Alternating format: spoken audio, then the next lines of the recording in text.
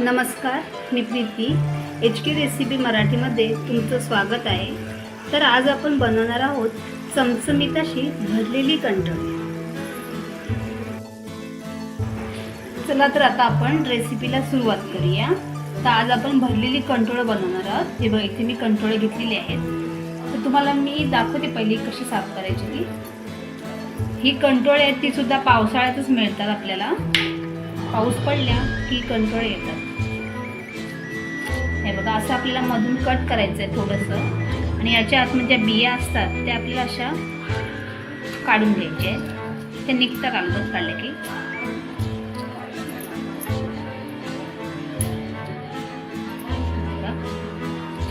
अशा प्रकारे आपल्याला हे काढून घ्यायचे।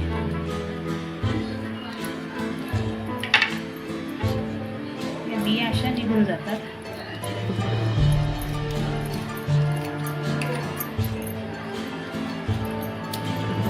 सर्व बिया काढून घ्यायचं आपल्याला।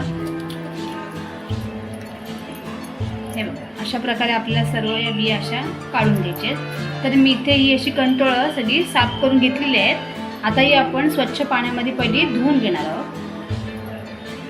ते बघा, इथे आपण कंटोळं स्वच्छ अशी आता धुवून घेतलेली आहेत। तर आता पहिलं काय करणार आहोत, इथे मी हळद आणि मीठ घेतलंय। हे आता पहिलं आपण याला थोडंसं असं चोळून घेणार आहोत।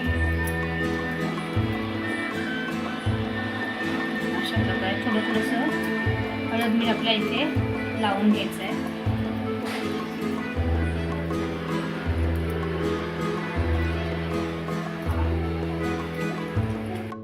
तर इथे आपण सर्व कंटोळांना हळद मीठ लावून घेतलेलं आहे। आता मी एका हे जाळीमध्ये ठेवलेले आहेत। आता आपण हे वाफवून घेणार आहोत। इथे मी एक टोप ठेवलेला आहे, पाणी ठेवलं त्याच्यामध्ये। आता आपण हे याच्यावर ठेवून त्याच्यावर झाकण ठेवून आपण हे 15 मिनिटं वाफवून घेणार आहोत। आपली तिकडे कंटोळे वाफवून होत आहेत, तोपर्यंत आपण इथे बॅटर बनवून घेऊया। तर भरलेले कंटोळे बनवण्यासाठी आपण इथे 1 वाटी बेसन घेतलं आहे।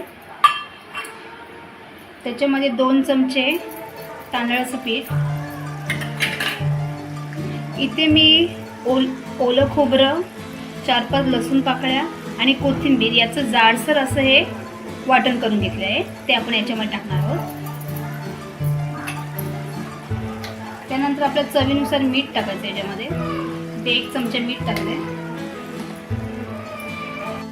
त्यानंतर आपण याच्यामध्ये टाकणार आहोत अर्धा चमचा मसाला, अर्धा चमचा हळद आणि थोडंसं हिंग, अर्धा चमचे जिरं,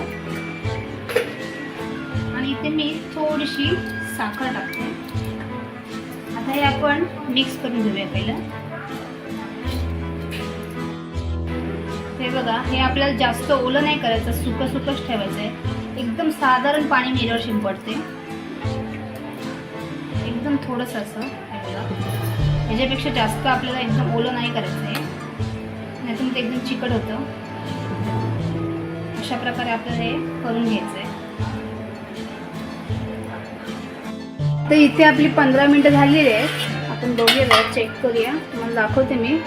हे बघा, हे आपली आता शिजलेली आहेत। आता आपण ही काढून घेऊया। तर आता आपण ही भरून घेणार आहोत।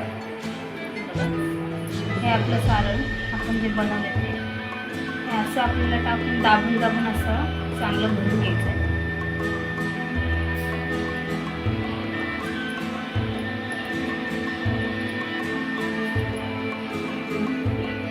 अशा प्रकारे आपल्याला ही अशी भरून घ्यायची आहे। दुसरं एक दाखवते।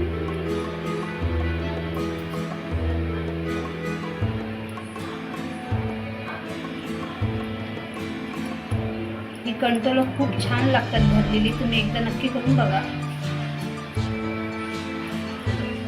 अशा प्रकारे सर्व आता मी कंटोळं ही भरून घेते। ही बघा, अशा प्रकारे आपली सर्व आता भरून झालेली आहेत। आता आपण ही फ्राय करायला घेऊया। तर आपण इथे एक पॅन गरम करत ठेवला आहे, त्यात आपण तेल टाकूया।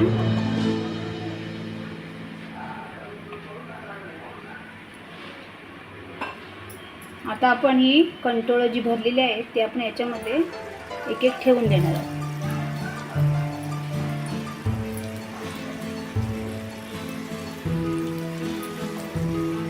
आपल्याला मीडियम गॅसवर एकदम तळून घ्यायची आहे, खरपूस अशी तळून घ्यायची.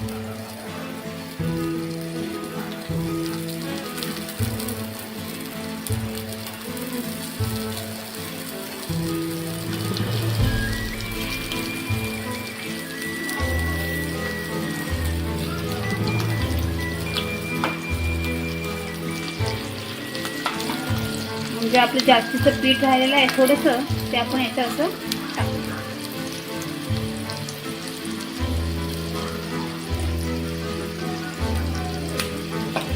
आता किंचित मी याच्यात थोडंसं पाणी टाकते एकदम.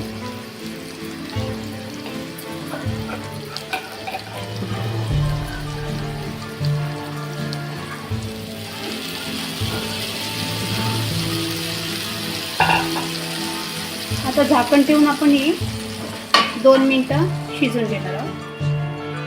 आपली 2 मिनिटं झालेली आहेत. आता आपण ही पलटी मारून घेऊया. वास तर खूपच छान येतोय आणि खूप छान लागतात. अशी पलटी मारून घ्यायची आपल्याला.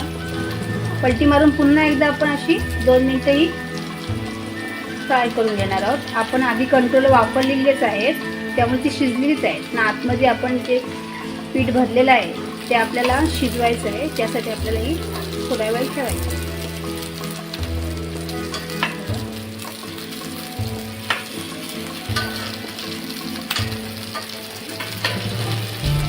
आता झाकण ठेवून आपण पुन्हा एकदा ही 2 मिनिटं ठेवून देऊया.